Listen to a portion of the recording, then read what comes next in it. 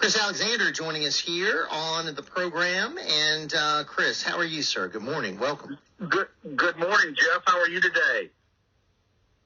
Very good, my friend. Very good. And thanks for your time. And as we get into it, tell folks a little bit about LACAG and why it's started and why you're investing so much of your time and effort into it. Sure. Our organization, Jeff, is focused specifically on exposing and removing Republicans in our legislature who very often undermine good conservative legislation that an overwhelming majority of Louisianans support, whether it's vaccine mandates, election integrity, that sort of thing. The pro-life issue is very often undermined not so much by Democrats as it is by liberal Republicans who are killing very good bills, good legislation in the legislature, and often doing it in ways that it's very hard to detect, doing it in committee with certain maneuverings that they have going on. And so a lot of these bills never get out of committee, and it's very frustrating for conservatives because these Republicans then go back home to their constituents and talk about what good patriotic conservatives they are. And it's truly a very important for us to make sure that the people of Louisiana understand and know exactly how a number of these Republicans are acting in the legislature. And nobody was doing it. And so we decided that somebody had to do it, and we call ourselves the citizens lobbyists because nobody stands up for the citizens down there. They all have powerful special interest groups that they're beholden to, many of them, and very few people are faithful to the citizens and the citizens' desires. And so that's what we're about, and we are very, very excited about the progress we've made so far.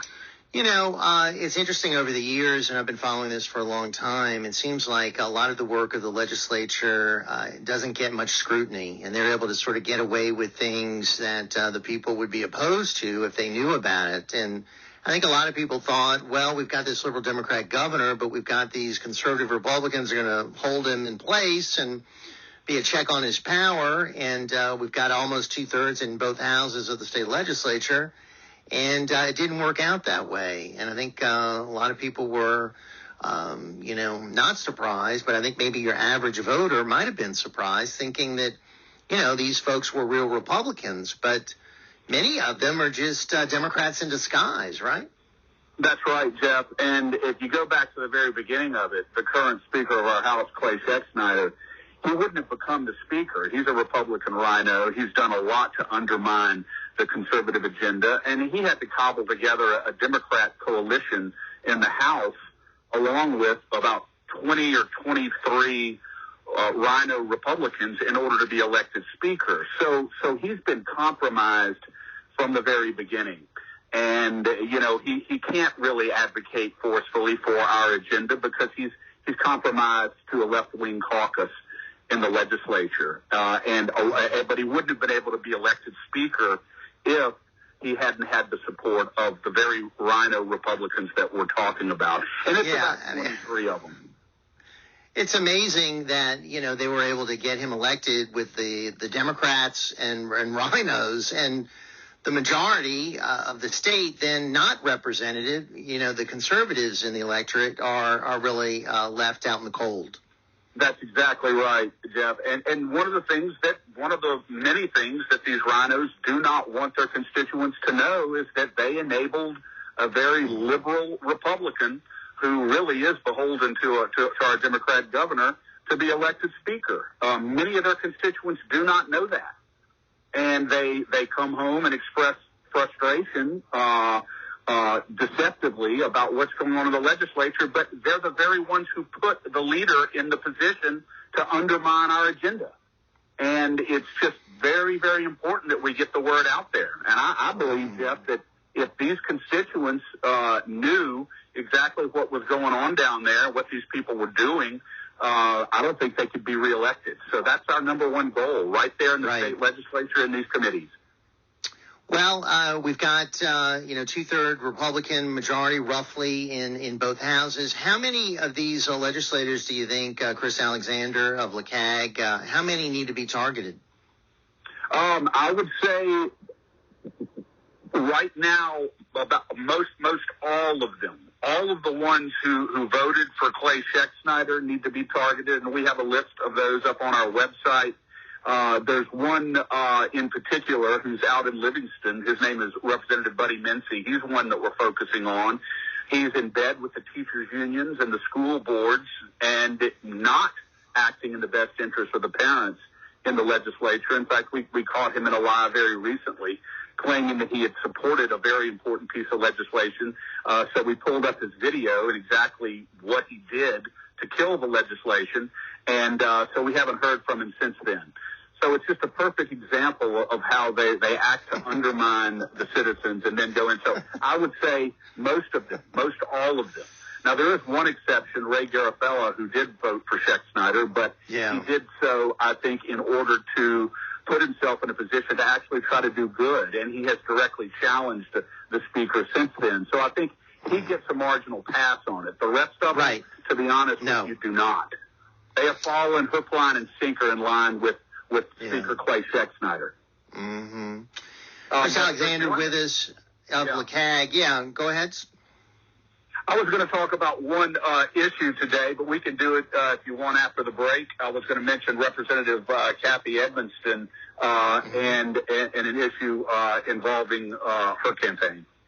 Yeah, tell us about her. I mean, she is a good friend, and I think she is one of the shining stars in the legislature, one of the few fighters, and she's the real deal, a real conservative who backs it up and works very hard at her job, and I think she's outstanding. So I know she's been recognized recently, so tell us. Yeah, Kathy Edmonston, we have a wall of fame, Jeff, on our website. She was the first initiate into the Lad Alexander LACAG Hall of Fame because of all the good work she's done down there. She sponsored legislation that would have prevented discrimination based on vaccine status.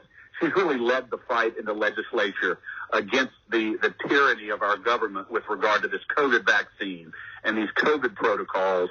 And she's just towed the line across the board, shown a lot of courage. And yet she has a Republican who's running against her, who's probably going to run against her in her primary for her reelection. Wow. And we're just curious about why any Republican would run against a good conservative Republican. We need her in the legislature. And we need more. We need more like her. That's what we really need.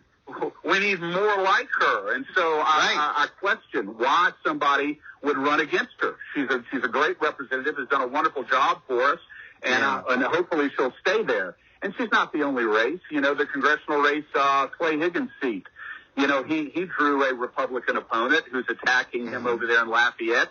And I just don't understand it, why we engage in this, like, internecine warfare in the Republican Party in the primaries. And then you hobble into a runoff exposed and bloody to a Democrat and sometimes lose the race because of that. It makes no sense of all the battles we have to fight, Jeff. Why would people do this? Well, I'll tell you why, Chris Alexander of LACAG, is because there are a lot of RINOs who don't believe in the conservative movement, don't believe in Make America Great Again, and are establishment Republicans, a.k.a. Democrat light. And they're fighting for what they believe is, their principles.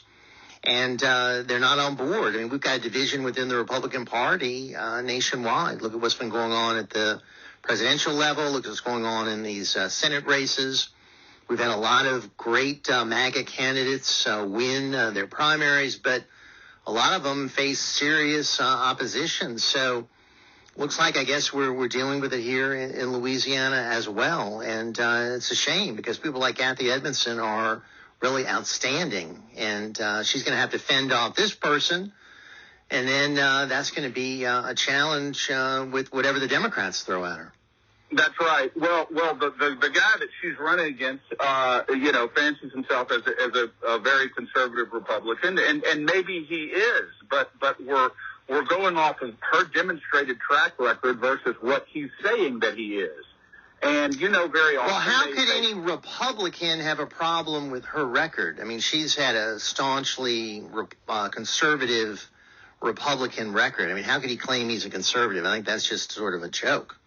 Well, it is, Jeff, and it's enough to raise suspicion. Why would a true conservative be running against someone like her? So it makes me wonder whether or not he really is a conservative. And so we're going to discourage him from running, and we're going to challenge him to explain why he would be running. You know, that nobody has formally announced yet, but we think he's going to run, and we're going to try to discourage him from doing it. Because it could not bode well for him down the line, knowing that he's done that. Right. If he wants to be elected in the future. And I think that's a great point, and then we need to look at that very closely. But the race in the congressional district that Clay Higgins is in is now ongoing, and he is facing a current challenge from someone who also claims he's a conservative. And from my understanding, the congressman has a conservative voting record. He's a good conservative. He's stood up strong on issues that really matter to us. And from a practical point of view, Jeff, Clay Higgins is in line to be the chairman of the Committee on Homeland Security because of his tenure there and what he's done.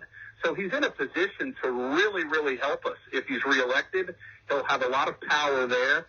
And so that's yet another reason. Why would you do this? It just makes no sense. We need him in the Congress. He's been a great ally to us, and it just doesn't make any sense. And I'm going to try to explain to these people that you are hurting yourself politically in the eyes of citizens across Louisiana by actively trying to undermine good conservative incumbents.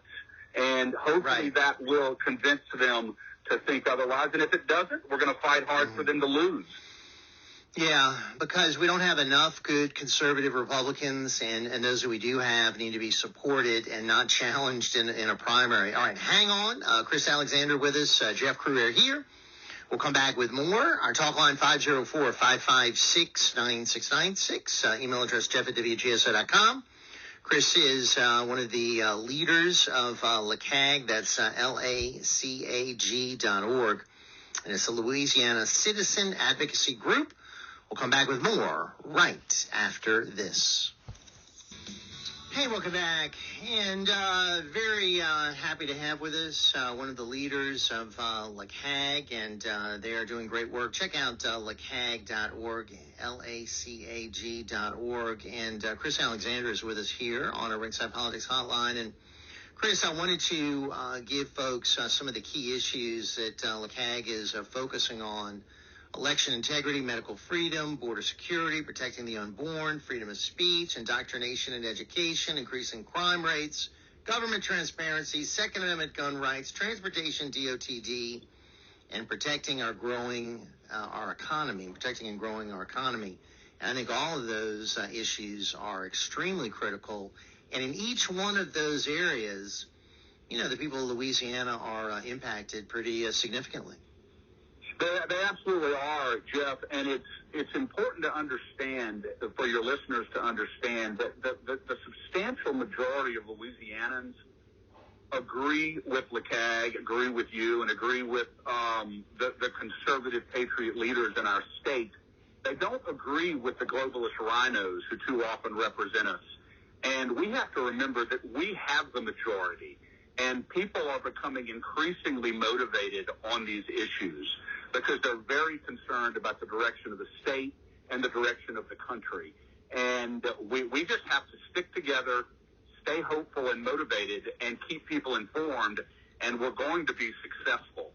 If I could, Jeff, I wanted to switch gears just for a second and talk for a minute about election reform, because it's such an important issue. I know you had Dr. Russ on and John Scanlon, Chrissy Hike recently, talking about election reform, but I wanted to mention something that LACAG has done.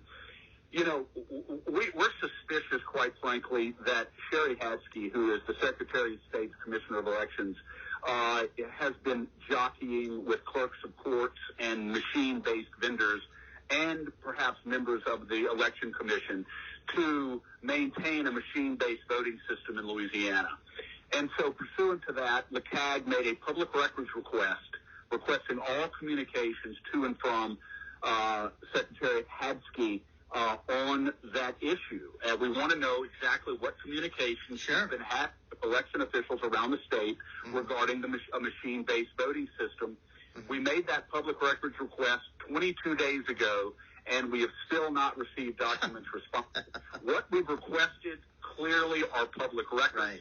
The people have a right to know these communications, and we want to know exactly what they're telling each other and how they may be trying to manipulate the process in order to secure a machine-based voting system, which, as you and I have discussed many times before, is flawed and vulnerable.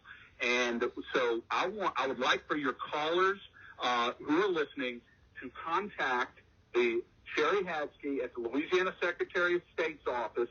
The number is 225-922-0900. That's 225-922-0900, and they can email public records request at sos.la.gov. Public records request at la.sos.gov, and respectfully ask why LACAG has not received documents responsive to its public records request regarding these communications. Yeah. Very important. How quickly should they respond to this, Chris? It's been 22 days. It should have been, within like a week? I mean, at the most, right? Well, they gave us an initial response saying that they were compiling the documents. They gave us that within the statutory time frame, which is 3 days. But the law says that they have to actually provide information that's responsive within a reasonable period of time. It doesn't have a specific date and time, but what we're requesting is very easy to put together. You do a key search with the proper names, get the communications together, stick them on a thumb drive, and let us pick them up. This is not a laborious process. So they have no explanation for why they've not provided us. So, I mean, would you say they're hiding the communications? Is that what's going on here? With each day that passes, Jeff, we are becoming more and more suspicious that may be the case. We're not putting even though Secretary Kyle Ardwin is ultimately in charge of it, he has a lot going on down there, and he may be being undermined, you know. Maybe, but the buck stops with him, right, Chris? He is ultimately responsible. That is absolutely correct. Yes. You know, but and I remember not long ago they were hell bent on putting out a new contract for machines, and it looked like Dominion was in the position to get a major voting machine contract here in Louisiana until a lot of us stepped in and raised alarms about it. So I don't know. I've just got a lot of suspicions. So, Jeff, Dominion should have been disqualified a long time ago. They have demonstrated that they are not an honest organization. They won't even disclose who their ownership is. It is Dominion is about as popular in the state of Louisiana right now as COVID. And the problem is all of our machines are Dominion. All of our machines are Dominion. We've got it's a bad situation and real problem. Yeah, we got to. And our voter rolls are a mess too. But let's squeeze in a quick call for you, Chris, and we're going to encourage everyone to get involved with LACAG and support your fine work. And we hope to have you back on regularly. Our good friend Bill is with us in Houma. Hey, Bill, a question or comment for our guest. Good morning, sir. Good morning. Thank you. As we all know and as we've seen, illegal immigration is a huge issue in every state in the country. And if illegal immigration is important to us, I don't see how you guys can be supporting Clay Higgins, because when President Trump was president, he tried to eliminate the H-1B and H-2B visa programs, and Clay Higgins, who's supposed to be conservative, was one of 47 Republicans to vote against the measure. Clay Higgins has never met a visa program to allow foreign workers into our state that he didn't like. So how you guys can sit there and sing his praises is beyond me. All right, that's Bill from Houma and raising questions about Clay Higgins' voting record. Chris, got about 30 seconds. I'll give you a chance to respond. Look at his record on balance. Look at what he's done on balance. Look at the way he has stood up to the Biden administration on critical issues and judge him on his entire record. And I would rather go with Clay Higgins, who has a generally demonstrated track record of conservatism, rather than someone who's simply out there claiming that he's a conservative. Nobody said Clay Higgins is perfect, and he's not, but by and large, he's been a solid representative, and that's my response. All right, my friend. Chris Alexander. We'll do it again soon. Thank you, sir. Folks, check out LACAG.org and get involved. Quick time out. We'll be back.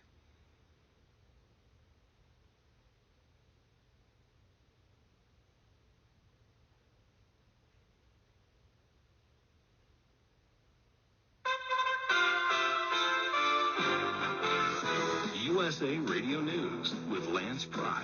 Senior Israeli officials are reporting Israeli Prime Minister Yair Lapid, in his speech at the UN General Assembly on Thursday, will express his support for a two-state solution to the Israeli-Palestinian conflict. Lapid will make clear that the establishment of a Palestinian state must have security arrangements for Israel. The current administration in the White House got inflation wrong, and it will be around for years as the Fed raised interest rates again for the fifth time this year. Brian Brenberg on Fox News is a professor of business and economics at King's College in Manhattan. Biden doesn't get it. You saw it on the 60 Minutes interview. He doesn't even admit that we've had an inflation spike because it means they're going to keep having the inclination to spend. The Fed's got to fight against that. It makes their job harder. It prolongs the pain if the administration keeps doing that. A Malaysian defense contractor nicknamed Fat Leonard, who orchestrated one of the largest bribery scandals in U.S. military history, has been arrested in